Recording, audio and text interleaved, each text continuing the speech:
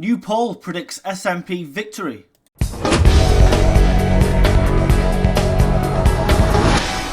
I'm sorry to bring you this, but here we go. This is from Norstat polls. Again, as with all polls, it's only a snippet. You know, it's not exactly the result of the election, but it shows the SNP on -4 with 60 seats inside Holyrood.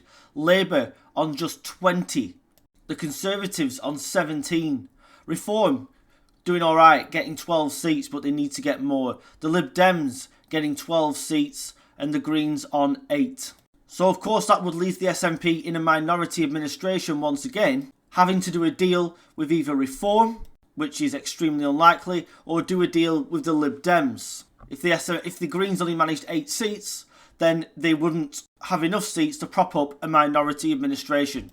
This is certainly, of course, bad news, and what it's showing us is that the Labour Party, if they carry on like they are going to let the SNP back into power. This is something I've been saying for ages now, since the Labour Party got into power and started doing what they're doing and dropping in the polls like they are.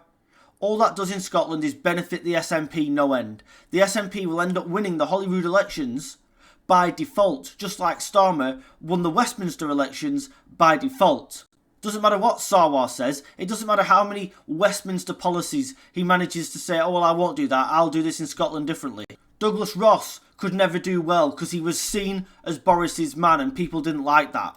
Sarwar has also aligned himself far too close with Starmer, being pictured with him all the time, campaigning with him quite a few times. And as a result, he now faces the same problem that Douglas Ross did. He has no credibility with the electorate. People just associate him with Starmer and Westminster Labour, which are doing nothing good for anybody. I'm afraid if it carries on like this, once again, the SNP will be returned as the biggest party inside Holyrood.